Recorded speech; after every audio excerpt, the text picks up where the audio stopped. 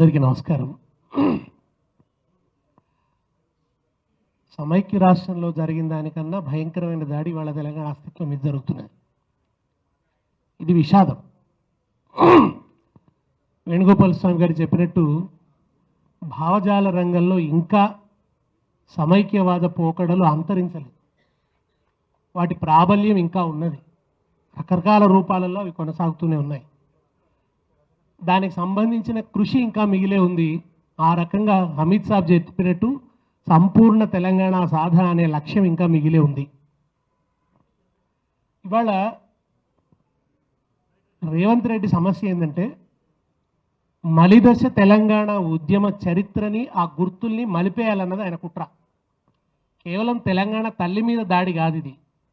మొత్తంగా మలిదశ ఉద్యమము చరిత్ర, ఆ సందర్భంగా వచ్చిన అస్తిత్వ భావన, కాన్షియస్నెస్, ఆ సందర్భంగా వచ్చిన సాంస్కృతిక ప్రజ్వలన, ఈ మొత్తం దీన్నంతా తుడిచిపెట్టాలన్నది ఆయన ఆలోచన. ఆయన కేవలం తెలంగాణ తల్లి మీద మొదలుపెట్టలే. ఆయన దాడి ఎక్కడ కాకతీయుల తోరణం మీద మొదలుపెట్టినాడు. ఆయన దాడి కాకతీయులు తెలంగాణ వాళ్ళు గర్వించదగ్గ రాజులు, ఒక విస్తృతమైనటువంటి సామ్రాజ్యాన్ని నెలకొల్పిన వారు. నిజానికి మనకు కోస్తా ప్రాంతం నుంచి అంత పెద్ద రాజవంశాలు ఏం రాలేదు. పెద్ద రాజవంశాలన్నీ తెలంగాణ నుంచే వచ్చినాయి. రాయలసీమ నుంచి హంపి, కంపి వంటివి ఉన్నాయని అవి కూడా కాకతీయ సామ్రాజ్యంతో సరిపోలేటటువంటి సామ్రాజ్యాలు కావు. అటువంటి ఒక సువిశాలమైన సామ్రాజ్యం కాకతీయ సామ్రాజ్యం. ఈ వేల సంవత్సరాల చరిత్రను తవ్విపోసుకున్నాం మనం తెలంగాణ ఉద్యమ సందర్భంగా. మన రూట్ ఎక్కడ ఉంది అని, ఎంత దూరం ఉంది అని. ఒక బృహత్ కథ గురించి మాట్లాడుకున్నాం. గుణాఢ్యుడు ఇక్కడే బృహత్ కథ రాసినాడని. ఒక హాలుని గాథా సప్తశతి గురించి మాట్లాడుకున్నాం. సప్తశతి ఇక్కడి నుంచే వచ్చిందని. ఎప్పుడో తెలుగుకు సంబంధించిన ప్రాచీన వాగ్రూపాలన్నీ కూడా ఇక్కడ తెలంగాణలో దొరుకుతున్నాయని ఒక మన ఆయన వేసిన శాసనం, బొమ్మలగుట్ట శాసనం గురించి, అక్కడ ఉన్నటువంటి ఆ జైన సంబంధమైనటువంటి ఆ చారిత్రక గుర్తుల గురించి ఇవన్నీ మాట్లాడుకున్నాం. ఎందుకు మాట్లాడుకున్నాం? ఇవన్నీ చరిత్ర గురించి ఎందుకు మాట్లాడుకున్నాం? రాజుల గురించి ఎందుకు మాట్లాడుకున్నాం? రాజులు వేసిన శాసనాల గురించి ఎందుకు మాట్లాడుకున్నాం? ఇవాళకి కూడా కొత్త చరిత్ర బృందమని పాపం మా హరగోపాల్ వీళ్ళందరూ కూడా, కవిత గారు కూడా దానికి ఎంతో తోడ్పాటును అందించారు. వాళ్ళు ఇప్పటికీ ఊరూరు తిరుగుతూ, శాసనాలు తిరుగుతూ, ఇదిగో ఇది కాకతీయులకు సంబంధించిన ఈ శిల్పము, ఇది వీరగల్లు, ఇది ప్రతిరోజు ఫేస్బుక్లో వాళ్ళు రాస్తుంటారు. ఎందుకు ఇంకా మనం తవ్విపోసుకుంటాం అంటే చరిత్ర యొక్క స్పృహ. మనం చరిత్ర స్పృహను కోల్పోయాము. మనకు ఒక ఉమ్మడి చరిత్ర ఉంది, వైభవోజ్వలమైనటువంటి చరిత్ర ఉంది. ఆ చరిత్ర మనకుందనే స్పృహనే మనకు లేకుండా చేయబడ్డది. దుర్మార్గం తెలంగాణ అన్న పేరే నిషేధించబడ్డది కదా. ఇవాళ మీరు రేవంత్ రెడ్డిని చూడండి. ఇప్పుడు జననీ జన్మభూమిశ్చ స్వర్గాదపి గరీయసి, ఎవరైనా తమ మాతృభూమిని ప్రశంసించుకుంటారు. ఆయనకు జై తెలంగాణ అనడం ఇష్టం లేదు.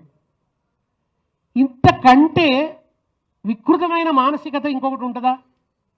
జై తెలంగాణ అన్న నిదానత కేసీఆర్తో పుట్టిందా? టీఆర్ఎస్తో పుట్టిందా? అది నిజానికి 69 ఉద్యమంలోనే జై తెలంగాణ ఉద్యమం ఒక పెద్ద ఒక నిప్పు కణికలాగా వచ్చింది కదా. కానీ ఆ నినాదం మీద ఆయన కొళ్ళుమంట. ఆయన ఇప్పటికీ ఎదురు చూస్తున్నాం. ఆయన ఉపన్యాసం చివరన ఆయన జై సోనియా, జై కాంగ్రెస్ అంటాడు తప్ప పొరపాటున కూడా ఆయన జై తెలంగాణ అన్నాడు. అమరవీరుల స్తూపం పట్ల నిరాదరణ. మనం ఏ కార్యక్రమం చేసినా అమరవీరుల స్తూపం దగ్గర పూజ చేసి, ఆ అమరవీరుల స్తూపం దగ్గర నుంచి వాళ్ళకు జోహార్లు అర్పించి, నివాళులు అర్పించి కార్యక్రమం ప్రారంభం చేయడం అనే ఒక సాంప్రదాయం తెలంగాణ ఉద్యమం తీసుకొచ్చింది. దాన్ని తోసిరాదు అంటున్నాడు ఆయన. ఇవాళ మీరు చూడండి, ఆయన మొన్న విజయోత్సవాలు చాలా ప్రజల పాలిట విషాదము, అవి ఆయన పాలిట విజయం. అప్పుడు ఆయన స్తూపం దగ్గరికి వెళ్ళలేదు. స్తూపం దగ్గరికి వెళ్ళి ఒక పువ్వు పెట్టే పాపాన పోలేదు. నిజానికి అక్కడి నుంచి కదా మొదలు కావాలి, ఏది మొదలైనా. ఆ సాంప్రదాయాన్ని ఆయన తీసేస్తున్నాడు. చార్మినార్ మీద దాడి. చార్మినార్ కూడా రాచరిక చిహ్నం అంటాడు. అసలు ఏది రాచరిక చిహ్నం కాదు? ఆ చర్చ చేయవలసి వచ్చింది. నెహ్రూ గారు సారనాథ్ నుంచి అశోక చక్రాన్ని గుర్తుగా తీసుకొని భారతదేశ పతాకంలో ఉంచినారు. అది రాచరిక చిహ్నం కాదా? ఇవాళ ఇంత ద్రవిడ ఉద్యమం, పెరియార్ ఉద్యమం జరిగింది. నాస్తికత అక్కడ బలంగా వేళ్ళూనుకున్నది. అక్కడ ఆండాల్ తల్లి దేవాలయానికి సంబంధించిన గోపురం తమిళనాడు యొక్క రాజముద్రలో ఉంటుంది. ఎవరైనా వాళ్ళ ప్రాచీన హోయసల రాజులది కర్ణాటక వాళ్ళు పెట్టుకున్నారు. మీరు ఏ రాష్ట్రం అన్నా చూడండి, ఆ పరంపరలో భాగంగానే కేసీఆర్ గారు అసలు నిజానికి కేసీఆర్ గారు కూడా కాదు, ఫేస్బుక్లో తెలంగాణ ఉద్యమ సందర్భంలోనే తెలంగాణ రాజముద్ర ఇట్లా ఉండాలని ప్రచారమే అప్పుడే ఆ చివరి దశలో అప్పుడప్పుడే ఫేస్బుక్ వచ్చింది, ఇట్లా ఉండాలని విపరీతంగా ప్రచారంలోకి వచ్చింది. దానికి ఇంకొంచెం మెరుగులు దిద్ది చార్మినార్ను జోడించి, అంటే ప్రజల నుంచి వచ్చిన ప్రతిపాదన, అది తెలంగాణ ప్రజల నుంచి వచ్చిన ప్రతిపాదన తప్ప కేసీఆర్ గారు బుర్రలోంచి వచ్చిన ప్రతిపాదన కాదు, ఉద్యమం చేసిన ప్రతిపాదన. అట్లనే ఒక సందర్భంలోంచి ఒక ప్రతీక ఉత్పన్నమవుతుంది, ఉద్భవిస్తుంది. భారతమాత ఎందుకు వచ్చింది? జాతీయోద్యమ సందర్భంలో. వందేమాతర గీతం ఎందుకు వచ్చింది? జాతీయోద్యమ సందర్భంలోంచి ఉబికి వచ్చింది. అది బంకించంద్రుడు రాసిన వందేమాతర గీతం. దాని చుట్టూ అనేకమైనటువంటి ఒక త్యాగపూరితమైనటువంటి చరిత్ర, మన అప్పుడు వచ్చినటువంటి ఒక పునరుజ్జీవన దృక్పథం, ఇవన్నీ అల్లుకొని ఉంటాయి, ఒట్టిగానే ఉండదు కదా అది. అట్లనే ఆ భారతమాత విగ్రహం చుట్టూ కూడా ఉన్నాయి. భారతమాతను నెహ్రూ రూపొందించిన రోజున, లేదా నెహ్రూ గాంధీ ప్రచారంలో పెట్టిన రోజున, నేను మొన్న ఒక పెయింటింగ్ చూసాం, మేడం లేరు ఇప్పుడు, వాణీదేవి గారు, జాతీయోద్యమ కాలం నాటి పెయింటింగు. రథంలో భారతమాతను తీసుకొస్తున్నారు, సర్వాలంకార భూషితాం, అన్ని అలంకారాలతో ఉన్నది భారతమాత, కిరీట ధారణ చేసి ఉన్నది, రత్నప్రకాశమైన కాంతి ఉన్నది, బ్రహ్మాండమైనటువంటి ఆభరణాలు ఉన్నాయి. ఆ భారతమాతను ఎవరు తీసుకొస్తున్నారు? గాంధీజీ తీసుకొస్తున్నాడు. గాంధీజీ రథంలో ఉన్నాడు, నెహ్రూజీ పతాకం పూని ఉన్నాడు, రథం ముందు సుభాష్ చంద్రబోస్ లాంగ్ మార్చ్ చేస్తున్నాడు. ఇది జాతీయోద్యమంలో వేసిన పెయింటింగ్. మరి రేవంత్ రెడ్డి గారి కన్నా నెహ్రూకు బుర్ర తక్కువనా? లేక నెహ్రూ కంటే గొప్పవాడా? నెహ్రూను మించిన సోషలిస్టా మన రేవంత్ రెడ్డి? ఆయన ఇవాళ దాన్ని రాచరిక చిహ్నం అని చెప్పి ఒక వక్రీకరణ చేసేటువంటి ప్రయత్నాలు చేస్తున్నాడు. అది ముఖ్యంగా కాకతీయ తోరణాన్ని, చార్మినార్ని. తెలంగాణ తల్లి కూడా అట్లా భారతమాత వచ్చినట్టే ఉద్యమంలోంచి ఉద్భవించింది, ఒక అగ్నిలో పుట్టింది ఆమె, అగ్ని పునీత తెలంగాణ తల్లి. సాధారణమైనటువంటి తల్లి కాదు, ఒక మహోజ్వలమైన ఆ తల్లి మనల్ని నిధులు, నీళ్లు, నియామకాల కోసం పోరాడేట్టు చేసింది, పోరాటానికి పులికొల్పింది, హిమ్మత్ ఇచ్చింది, ధైర్యం ఇచ్చింది, మన వెనక నిలబడ్డది. ఒక శ్రీకాంత్ సార్ చచ్చిపోతే, ఆ కొళ్ళు కాల్చుకుని ఆ పిల్లాడు మరణిస్తే ఒళ్ళోకి తీసుకొని ఏడ్చిన తల్లి ఎవరు? ఆ తెలంగాణ తల్లి. ఆ తల్లి ఏడ్చింది దుఃఖం, ఆ దుఃఖంలోంచి పుట్టినటువంటి తల్లి ఆ తెలంగాణ తల్లి. ఆ తల్లి రోడ్ల మీద కూర్చొని వంటవార్పు చేసింది, తెలంగాణ కావాలని వంటవార్పు చేసిన తల్లి ఆ తెలంగాణ తల్లి. ఆ తెలంగాణ తల్లి కోదండరాం గారిని జేఏసీ చైర్మన్ చేసింది. కోదండరాం గారిని నేను మొన్న అదే అడిగాను, సార్ మీరు జేఏసీ చైర్మన్ చేసిన తల్లిని కాదని ఎమ్మెల్సీ చేసిన తల్లినే కావాలంటారా సార్ అని అడిగారు. జేఏసీ చైర్మన్ చేసిన తల్లి ఆ తల్లి, కేసీఆర్ గారిని నాయకుడిని చేసిన తల్లి ఆ తల్లి, మా అందరికీ పాటనిచ్చిన తల్లి. అందశ్రీ గారు జయ జయ హే తెలంగాణ జననీ జయకేతనం అని రాస్తున్నప్పుడు ఉన్న తల్లి ఆ తల్లి. ఆ తల్లి రూపం ప్రచారంలో ఉంది. అట్లా ఆ తల్లి అందరి గుండెలలో ముద్రించుకుపోయినటువంటి తల్లి. మన పరంపరలో దేవతా రూపంలో అర్చించడం అనేది ఉంది, అదేం కేసీఆర్ గారు తీసుకురాలేదు, ఆమె దేవతా రూపంలో ఉంది. భూమాత, భూమాత ఎట్లా ఉంటుందండి? మన పురాణాలలో భూదేవి ఎట్లా ఉంది? కిరీటధారి అయి లేదా? కిరీటం ఉన్న దేవతలందరికీ దండం పెడుతున్నాం కదండి. రేవంత్ రెడ్డి కూడా దండం పెడుతున్నాడు కదా. నువ్వు నిజంగా కిరీట ద్వేషివా? కిరీటాలకు నువ్వు వ్యతిరేకమా? నగలకు నువ్వు వ్యతిరేకమా? మన దేవతలందరూ నగలు ధరించున్నారు. ఘనమైన గునుక పువ్వే గజ్జలా ఒడ్డాణమే అంటారు గౌరమ్మ గురించి పాడుతూ. తెలంగాణ వాళ్ళు ఒడ్డాణం పెట్టుకోరంటారు వీళ్ళు వచ్చి. అరే పాటలో ఉంది ఘనమైన గోగు పువ్వు అమ్మ, ఘనమైన పొన్న పువ్వే గజ్జలా ఒడ్డాణమే అని గౌరమ్మ. గజ్జల ఒడ్డాణము రేవంత్ రెడ్డి గారు మామూలు ఒడ్డాణం కాదు, తెలంగాణ వాళ్ళు పెట్టుకునేది గజ్జల ఒడ్డాణం పెట్టు. మనం మర్చిపోయాం, ఇంకా గజ్జల ఒడ్డాణం పెట్టాలి మనం. గజ్జల ఒడ్డాణం పెట్టుకుంటారు, తెలంగాణ వాళ్ళు ఆభరణాలే పెట్టుకోరని ఒక స్వీపింగ్ కామెంటు, ఒక తీర్మానం చేసి పారేస్తున్నాడు. మీరు బతుకమ్మ పాటల నిండా ఆభరణాల ప్రస్తావన ఉంటుంది, వస్త్రం ప్రస్తావన ఉంటుంది. నేసనే చాలా ఆయన ఉయ్యాలో, నెలకొక్క పోగు ఉయ్యాలో, అది వస్త్రం యొక్క ప్రస్తావన ఉంటుంది. కనుక ఆమెను చూస్తే ఆమెకు కిరీటం ఉండొద్దు అని ఈయన మొన్న సన్మానం చేస్తే కిరీటం పెట్టుకొని బాణం పట్టుకున్నాడు. రేవంత్ రెడ్డి కిరీటం పెట్టుకొని బాణం ఆయన కిరీటం పెట్టుకోవచ్చట, తమ కుటుంబ స్త్రీలు నగలు వేసుకోవచ్చట, తెలంగాణ తల్లి మాత్రం అవేవి లేకుండా ఉన్నాడు. పోనీ లేకుండానన్నా పెట్టిండా? అట్లా కూడా కాదు. ఇవాళ ఆయన పెట్టిన తల్లి నగలు వేసుకొని ఉంది. ఒక ప్రాచీన శిల్ప సంపదలోంచి ఎందుకు ఈ మాట అంటున్నానంటే, దాశరథి రాశాడు, ఎల్లోరా గుహలందున పల్లవించి 1000 స్తంభాల గుడిలోన విరులు పూచి, 1000 స్తంభాల గుడిలోన విరులు పూచి శిల్పి ఉలిముక్కులో వికసించినట్టి నా తెలంగాణ కోటి అందాల జాడాన. శిల్పి ఉలిముక్కులో వికసించినట్టి, శిల్పి ఉలిముక్కులోంచి వచ్చినట్టుగా ఆ తెలంగాణ తల్లి ఉండాలి. పొద్దు పొద్దున అందాల కోటి వెలుగుల బంగారు కొండ కింద పరుచుకున్నట్టి సరస్సు లోపల వసించి పొద్దు పొద్దున అందాల పూలు పూయు నా తెలంగాణ తల్లి కంజాతవల్లి అన్నాడు. ఆయన శిల్పి ఉలిముక్కులో వికసించినట్టి. మన దేవతల రూపాలన్నీ మనం ప్రాచీన శిల్పాల నుంచే తీసుకున్నాం. మనకు ఆధారం ఏమిటి? ఈ దేవత ఇట్లా ఉంది అట్లా ఉంది అనడానికి ప్రాచీన శిల్పాలు, మహారాజులు వాళ్ళు నిర్మించినటువంటి దేవాలయాలు. ఆ దేవాలయాలు కూడా ఆగమశాస్త్రం ప్రకారం, శిల్పశాస్త్రం ప్రకారం, మేడం ఇంతకుముందు చెప్పినారు, ఆ శిల్పశాస్త్రం ప్రకారం నిర్మించబడ్డ శిల్పాల ఆధారంగానే దేవతా రూపాలు చిత్రించుకున్నాం. రవివర్మ దేవతా రూపం చిత్రించినప్పుడు కిరీటం పెట్టినాడు. ఇప్పుడు రేవంత్ రెడ్డి ఉంటే వారికి రవివర్మను కూడా కొడతాడో ఏమో మరి. ఇప్పుడు రవివర్మ కిరీటం పెట్టుడు తప్పంటాడా రేవంత్ రెడ్డి? ఇప్పుడు రవివర్మ మన దేవతా రూపాలను చిత్రీకరిస్తే సీత అయినా ఎవరైనా కానీ ఆయన చిత్రించిన ప్రతి ఆమె కిరీట ధారణ చేసి ఉన్నది. ఆయన సృష్టించిన లక్ష్మీదేవే ఇవాళ ప్రచారంలో ఉన్నది. మనం చూస్తున్న క్యాలెండర్ అంతా రవివర్మ, సరస్వతీదేవి, రవివర్మ, ఆ తల్లుల ప్రతిరూపంగానే ఆమె కూడా ఉన్నది. మీరు వేముల వాడబోండి, బద్దిపోచమ్మ కిరీటం లేదా? బహుజనుల దేవతలే నేను మాట్లాడేది. బద్దిపోచమ్మకు కిరీటం లేదా? కొండపోచమ్మకు కిరీటం లేదా? గండి మైసమ్మకు కిరీటం లేదా? వీళ్ళందరూ కిరీటధారులయ్యే ఉన్నారు కదా. ఒక్క తెలంగాణ తల్లికి కిరీటం ఉండొద్దట. తెలంగాణ తల్లి కిరీటం ఉండొద్దని ఒక వికృత వాదన, కుతర్కం.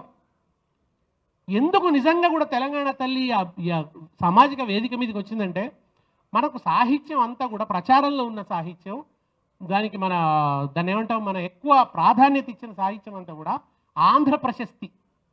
మనం ఇదివరకు పుస్తకాలలో చదువుకున్నదంతా కూడా అమరావతి పట్టణములో బౌద్ధులు విశ్వవిద్యాలయములు స్థాపించునాడు, గోదావరి పావనోదార వాక్పూరమ్ము మాదన్ననాడు అని విశ్వనాథ పద్యాలు, రాయప్రోలు సుబ్బారావు పద్యాలు, ఇవి మాత్రమే ప్రచారంలో ఉండేవి. ఆంధ్ర ప్రశస్తి.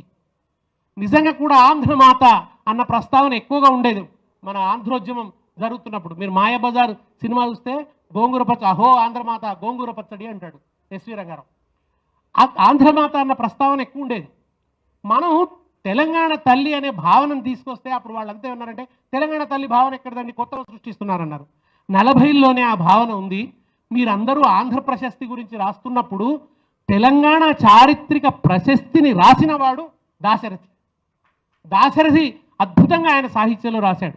కాకతీయుల కంచు గంట మ్రోగిన నాడు కరకురాజులకు తత్తరలు పుట్టే, వీరరుద్రమదేవి విక్రమించిన నాడు తెలుగు జెండాలు నర్తించె మింట, కాపయ్య నాయకుండేపు చూపిన నాడు కరకురాజులకు గుండె పట్టుకొనియే అని చెప్పి ఆయన అద్భుతంగా తెలంగాణ ప్రస్తుతిని ఆయన రాశాడు.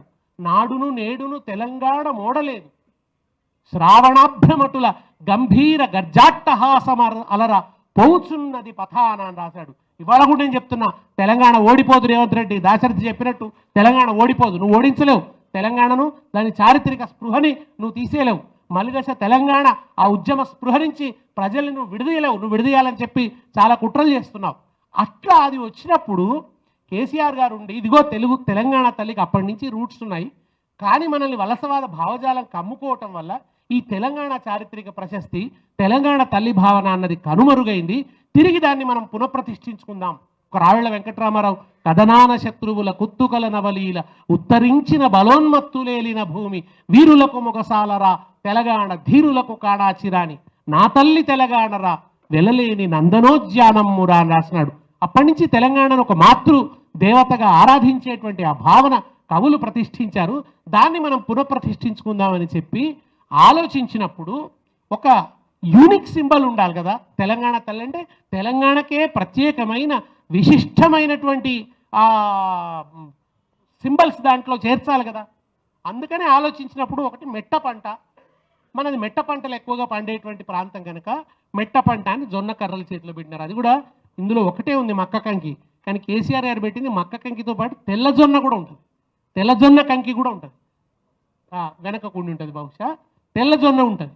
తెల్లజొన్న జొన్నలు ఇక్కడ ఈ మెట్ట పంటలు అని చెప్పి, దాంతోపాటు రైతుల స్వేదం, రైతుల కష్టం, ఆ రైతు స్ఫూర్తి, వ్యావసాయిక సాంస్కృతిక స్ఫూర్తి ఉండాలని పెట్టారు. ఆమె అగ్రవర్ణాల దేవత అవుతుందా? ఇప్పుడు చాలామంది కొన్ని విమర్శలు కూడా చేశారు. మామూలుగా దేవతలు అంటే ఖడ్గాలు పట్టుకొని ఉంటారు, బాణాలు పట్టుకొని ఉంటారు, గదలు పట్టుకొని ఉంటారు, ఇదేమిటి అని విమర్శలు చేశారు. ఆ తల్లి అట్లా కూడా కాదు కదా. ఆమె ఏం ఖడ్గం పట్టుకోలే, ఆమె కత్తి పట్టుకోలే, ఆమె ఆయుధం ధరించి లేదు. ఆమె వ్యవసాయ సంస్కృతికి చిహ్నంగా ఆమె మా జొన్నలు పట్టుకొని ఉన్నది. ఇంకోవైపు బతుకమ్మను పట్టుకొని ఉన్నది.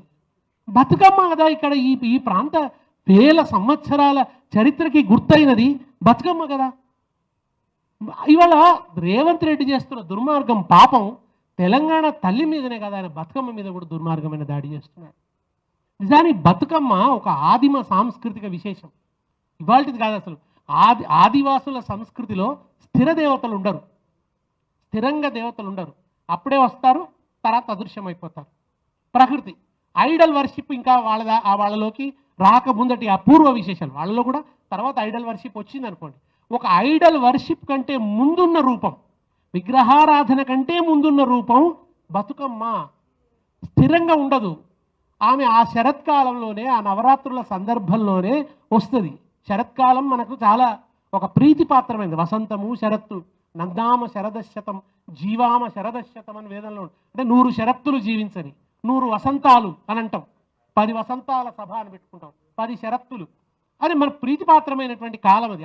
ఆ శరత్కాలంలో ఆ 9 రోజులు ప్రకృతి పూలు అవన్నీ కూడా, అవి ఏవి కూడా తోటలో పూసే పూలు కాదు. గులాబీ పూలు, లిల్లీ పూలు, మల్లె పూలు కాదు. అవి ఈ ప్రాంత భౌగోళికతను ప్రతిబింబించేటువంటి పూలు. కంచెలల్లో పూసే పూలు, అడవిలో పూసే పూలు, బాటల వెంబడి పూసేటువంటి పూలు తీసుకొచ్చి ఆ పూలు పేరుస్తారు. ఆ పూలు పేర్చి దాన్ని తీసుకొచ్చి ఆ పాడే మంత్రాలు లేవు ఎక్కడ. బ్రాహ్మణుడు లేడు మధ్యలో, మధ్యవర్తి లేడు, పూజారి లేడు, దేవాలయం లేదు, స్థిర దేవత కాదు. ఆ 9 రోజులు వస్తుంది. అప్పుడు ఆమెకు మంత్రాలు ఏంటి? పాటలే. పాటలే మామూలు ఒక జానపద స్త్రీలు, శ్రామిక కులాల స్త్రీలు పాడుకునే పాటలే కదా. ఆ పాటల నిండా ఉన్నది శ్రామిక కులాల జీవన గాథలే. ఆ జీవన గాథలే ఉంటాయి పాట. ఎంత అద్భుతమైన సారస్వతం అండి. ఆ మన జమదగ్ని ఎల్లవ్వను సత్యభవనం తెమ్మంటాడు బతుకమ్మ పాటలో.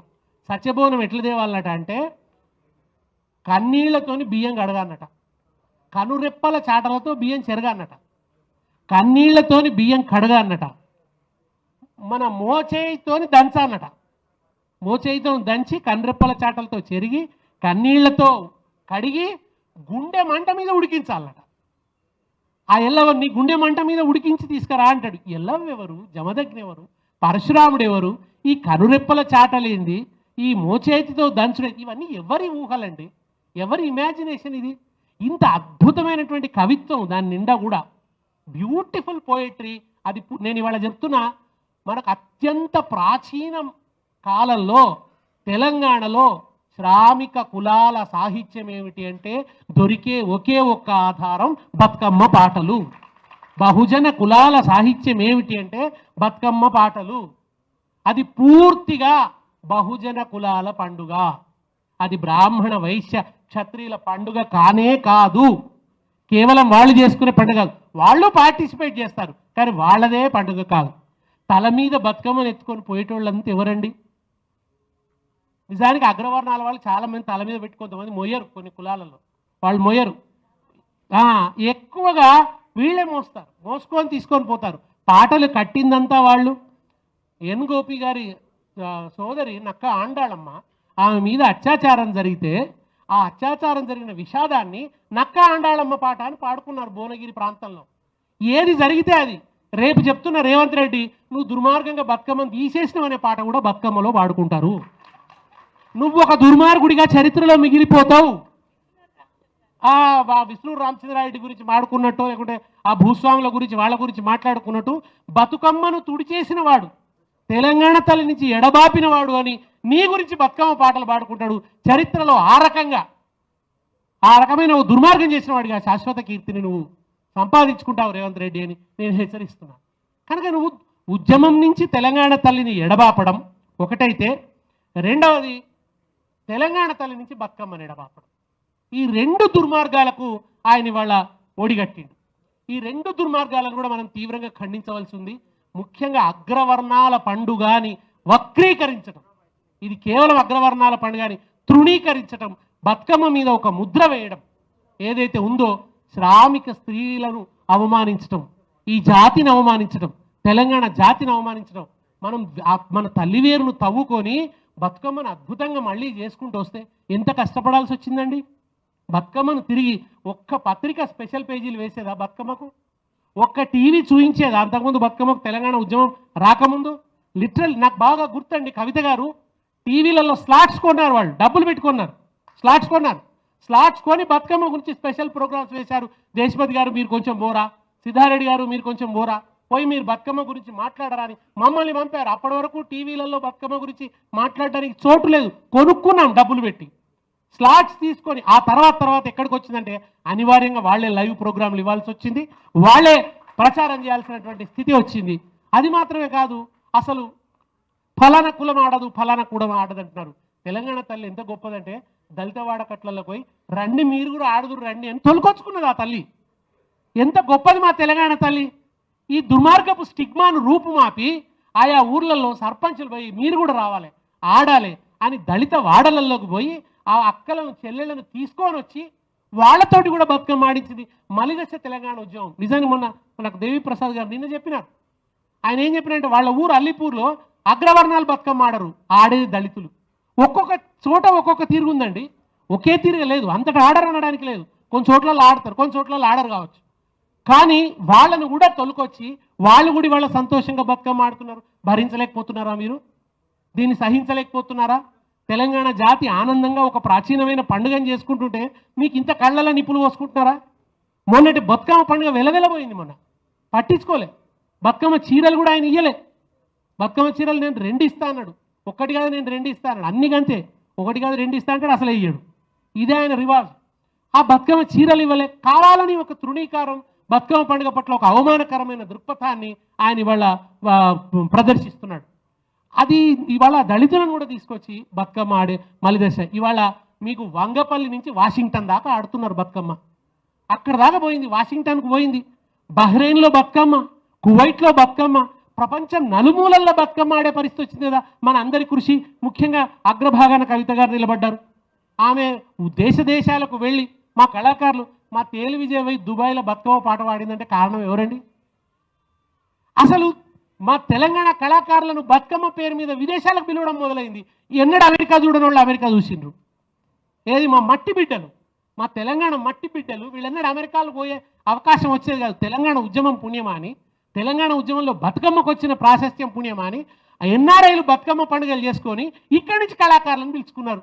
ఇంత అద్భుతమైన పరివర్తన తెచ్చినాం కదా, ఇంకేమంటారు? ఇప్పుడు బతుకమ్మలో డీజేలు వచ్చినాయి, అవి వచ్చినాయి, ఇవి వచ్చినాయి అంటే ప్రతి టీవీ బతుకమ్మకు కొత్త పాటలు చేయలేదా అండి? ఇదే V6 బతుకమ్మకు కొత్త పాటలు చేసే సాంప్రదాయాన్ని మొదలుపెట్టింది V6ఏ కదా.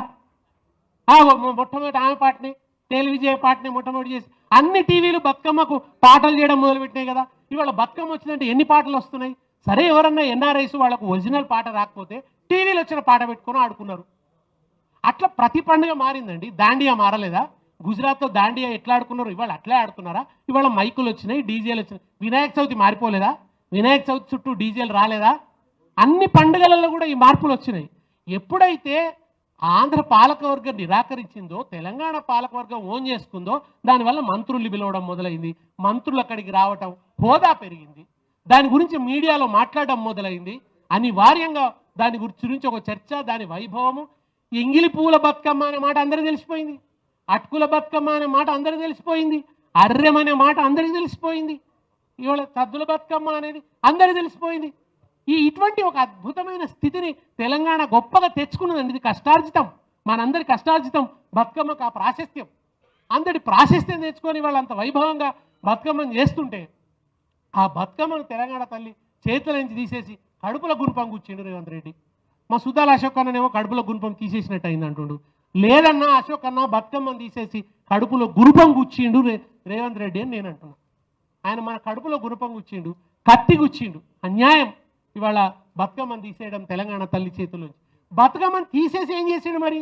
చెయ్యి గుర్తుపెట్టు. ఇవాళ నాకు నువ్వు పెట్టిన తల్లిని చూస్తే చెయ్యి గుర్తుకే మన ఓటు అని చెప్తున్న కాంగ్రెస్ మహిళా కార్యకర్తలాగా ఉందామే. ఎట్లా మాకు ఆ భావన కలుగుతుంది బతుకమ్మ లేకుండా? బంగారం లేదని మీరు అనకండి, అందరూ అనుకుని ఆయన ఏం బీద తల్లిని పెట్టలే, బంగారం పెట్టిండు. అయితే ఆ శిల్పాల నుంచి తీసుకొచ్చిన బంగారం లాగా లేదు, కళ్యాణి జ్యువెలర్స్ మంగత్రాయి జ్యువెలర్స్ లాగా ఉంది. ఆ జ్యువెలర్స్ పెట్టిండు ఆయన, పెట్టడం మాత్రమే కాదు, నిజంగా కూడా ఆ తల్లి మన పొలం బురదలో దిగి నాట్లేస్తున్న తల్లిలాగా లేదు, ఒడ్డున దిగి పని చెప్పే తల్లిలానే ఉంది ఆమె, ఒడ్డున నిలబడి పని చెప్పే తల్లిలానే ఉన్నది.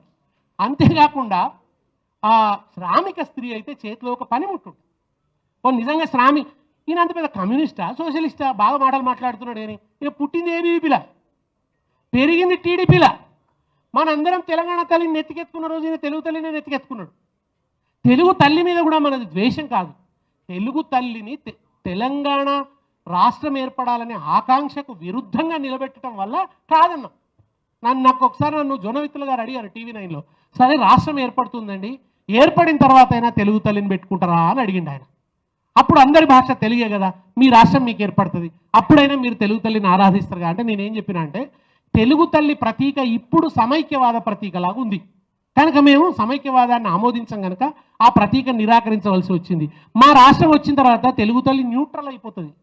న్యూట్రల్ అప్పుడు ఆమె సమైక్యవాద ప్రతీక కాదు, మా తెలంగాణ తల్లి ఉంటుంది, ఇష్టం ఉంటే పూజిస్తాం, ఎట్లయితే అట్లా, లేకుంటే ఒక తెలంగాణ తల్లినే పూజించుకుంటాం, ప్రత్యేకంగా దాన్ని మాకు వ్యతిరేకించాల్సిన అవసరం ఏమి ఉండదు అని చెప్పినాం.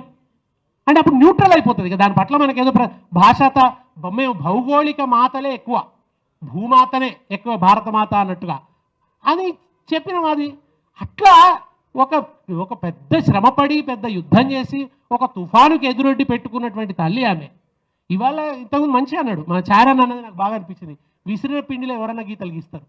రేవంత్ రెడ్డికి సిద్ధాన్నం ముందట పెట్టింది, మృష్టాన్నం తింటున్నాడు ఆయన. కానీ మనం ఆ భూవ కోసం పోరాడినాం. ఇప్పుడు నిప్పు కనుగొన్న రోజు వాడి అద్భుతమైందో ఆది మానవుడికి తెలుసు. ఇవాళ మనకు నిప్పు గీక్తుంటే పెద్ద ఏమనిపించదు, ఏముంది ఇలా మామూలు అనుకుంటాం, చక్రం కనుగొన్ననాడు తెలుసు. అట్లా మనం తెలంగాణ తల్లిని కనుగొన్నాం. ఇవాళ ఈయన వచ్చి ఇది బాగలేదు, నువ్వెవరు బాగలేదు అనడానికి, నువ్వే బాగలేవు అన్నాడు. తెలంగాణ తల్లి పుట్టినప్పుడు నువ్వు బాగలేవు, నువ్వు ఎక్కడున్నావు, అసలు నువ్వు ఏం చేస్తున్నావు, నువ్వు ఎవరి పాదసేవలో ఉన్నావు, తెలంగాణ రాకుండా గోతులు తవ్వుతున్నావు, తెలంగాణకు వ్యతిరేకంగా ఆంధ్ర వాళ్ళు రాజీనామాలు చేస్తుంటే తెలుగుదేశం ఆఫీస్ కేంద్రంగానే కుట్రసాగితే అందులో నువ్వు భాగస్వామివి. వచ్చిన తెలంగాణలో మొన్న ఆయన అంటున్నాడు, కేటీఆర్కి ఇట్లా చెప్పాలి, రేవంత్కి ఇట్లా చెప్పాలి, కేసీఆర్ నువ్వు ఇది చెప్పు అది చెప్పు, ఇట్లా వాళ్ళకి మంచిగా ఉండు నేర్పంటే నీకు బ్యాగులు తీసుకొని పోమని ఎవరు చెప్పారు, నీకు అదెవరు నేర్పారు మరి? కనుక ఆయన కొత్తగా ఏర్పడ్డ ప్రభుత్వాన్ని ప్రతిపక్షం ఎట్లా నడుచుకోవాలో చెప్తున్నాడు ఆయన, గట్లనే నడుచుకోవాలన్నా, కొత్తగా ఏర్పడ్డ ప్రభుత్వాన్ని పడగొట్టడానికి బ్యాగులు పట్టుకొని పోవాలా? ఇది కదా నీ గత చరిత్ర. నువ్వు అసలు ఈ పరిణామాలతో దేంతో సంబంధం లేదు. అప్పుడు కూడా సమైక్యవాదుల వైపు నుంచి వచ్చినటువంటి వాదనలే ఇవన్నీ. మనం తెలంగాణ తల్లిని పెడుతున్నప్పుడు ఇది కావాలని ఇట్లా అని అట్లని, వాళ్ళ పోలికలు ఉన్నాయని వీళ్ళ పోలికలు ఉన్నాయని, ఇదంతా కుట్రపూరితంగా అప్పుడు ఎవరు తీసుకొచ్చారు? సమైక్యవాద మీడియా తీసుకొచ్చింది. సమైక్యవాద మీడియా కొన్ని పత్రికలు కొంతమంది తెలంగాణ వాళ్ళనే ముద్దట పెట్టి కుట్ర నడిపించేవి. తెలంగాణ రావద్దు, మళ్ళీ ఆ పత్రిక తెలంగాణకు మద్దతు ఇస్తున్నట్టు ఉండాలి, అందుకోసం కొంతమంది తెలంగాణ వాళ్ళని ముందర పెట్టి తెలంగాణ ఉద్యమం మీద దాడి చేసేది. తెలంగాణ ఉద్యమంలో కూడా ప్రభావపూరితంగా ఎన్నికలను ఎవరు ప్రభావితం చేస్తారో వాళ్ళ మీద ఎక్కువ దాడి, ఎన్నికలు ప్రభావితం చేయకుండా మీటింగ్లు పెట్టుకుంటే వాళ్ళు గొప్పవాళ్ళు అని చెప్పాలి, గొప్పవాళ్ళు కాదని కాదు, వాళ్ళని చెప్పి ఎన్నికల్లో ఉన్న వాళ్ళని దెబ్బకొట్టాలి. వాళ్ళని చూసి ఈ కుట్ర కొన్ని పత్రికలు చేసినాయి. ఆ పత్రికలు తీసుకొచ్చిన వాదన తెలంగాణ తల్లి, అదే వాదనలు ఇప్పుడు సేమ్ మాట్లాడుతున్నాడు రేవంత్ రెడ్డి. కొత్త వాదనలు కాదు ఇవన్నీ కూడా, ఇవన్నీ అప్పుడు విన్నాయి. అంటే సమైక్యవాద మానస పుత్రుడిగానే ఆయన ఈ పని చేస్తున్నాడు. కనుక ఇవాళ జాతి దుఃఖపడుతున్నది, జాతి అవమానం అని భావిస్తున్నది బతుకమ్మ మీద జరిగినటువంటి దాడి. ముఖ్యంగా బతుకమ్మ అగ్రవర్ణాల పండుగ అని ఎవరైతే మాట్లాడుతున్నారో వాళ్ళు తెలంగాణ ఆడబిడ్డలకు క్షమాపణ చెప్పాలని నేను ఇక్కడి నుంచి డిమాండ్ చేస్తున్నాను. అది తప్పు. అన్ని ప్రాంతాలలో తెలంగాణ పండుగ ఉంది, క్రమక్రమంలో కొన్ని అసలు నిజంగా చిన్నపిల్లల బతుకమ్మ ఉండేది, బతుకమ్మ కంటే ముందు పిల్లల బతుకమ్మ ఉండేది. బొడ్డెమ్మ తర్వాత పిల్లల బతుకమ్మ అయినాక పెద్దల బతుకమ్మ, పిల్లల బతుకమ్మ రాను రాను పోయింది. అంటే ఇట్లా అందుకనే ఈ బతుకమ్మను కాపాడుకునేటందుకు ఇంత ఆరాట పడ్డం. ఇవాళ అన్ని ప్రాంతాలలో ఆనందంగా తెలంగాణ పండుగ అని చెప్పి బతుకమ్మని చేసుకుంటుంటే ఆ బతుకమ్మని తీసేసి నువ్వు బతుకమ్మ మీద దాడి చేయడం అంటే తెలంగాణ బతుకు సంస్కృతి మీద దాడి చేయటం తప్ప. కూడా ఇవాళ మనకు అంబేద్కర్ విగ్రహం మీద దాడి చేస్తే ఎట్లా కోపం వస్తుంది, అట్లనే తెలంగాణ తల్లి విగ్రహం మీద దాడి చేస్తే కూడా అంతే కోపం వస్తుంది. విగ్రహాల ప్రాధాన్యత లేదా అంటే కొన్నిసార్లు ఉంటుంది. కొంతమంది మిత్రులు మాట్లాడతారు విగ్రహాలు ఏమిటి, మేము విగ్రహాలకు వ్యతిరేకమని. మరి మనకు అంబేద్కర్ విగ్రహం మీద దాడి చేసినప్పుడు కోపం వస్తుంది కదా. తప్పనిపిస్తుంది కదా. అంటే అవతల వాళ్ళ మీద ఉన్న ఆ దుర్మార్గ భావజాలం మీద మన కోపం. వాళ్ళు అంబేద్కర్ మీద దాడి చేస్తున్నారంటే వాళ్ళలో అగ్రవర్ణ దురహంకారం ఉంది. ఆ దురహంకారానికి గుర్తు కనుక ఆ విగ్రహం మీద జరిగిన దాడిని మనం ఖండిస్తాం, ఆ దురహంకారాన్ని ఖండిస్తాం. ఇవాళ కూడా జరుగుతున్నది ఏంటంటే మలిదశ తెలంగాణ ఉద్యమం మీద మలిదశ ఉద్యమానికి వెన్నుపోటు పొడిచిన ద్రోహి చేస్తున్న దాడిగా చూస్తున్నా నేను దీన్ని. కనుక ఈ దాడిని వ్యతిరేకించవలసిన అవసరం ఉంది. ఈ దాడిని వ్యతిరేకిద్దాం. తెలంగాణ తల్లి ఎట్లయితే ఉద్యమంలో పుట్టిందో ఒక అగ్ని, ఉద్యమం నుంచి తెలంగాణ తల్లిని విడదీయొద్దు, ఇది నా డిమాండ్. తెలంగాణ ఉద్యమంలో ఏ తల్లి వచ్చిందో ఆ తల్లి ఉండాలి. తెలంగాణ తల్లి నుంచి బతుకమ్మను విడదీయొద్దు. ఈ రెండు అవిభాజ్యం. బతుకమ్మ మా జీవితంలో అవిభాజ్యం.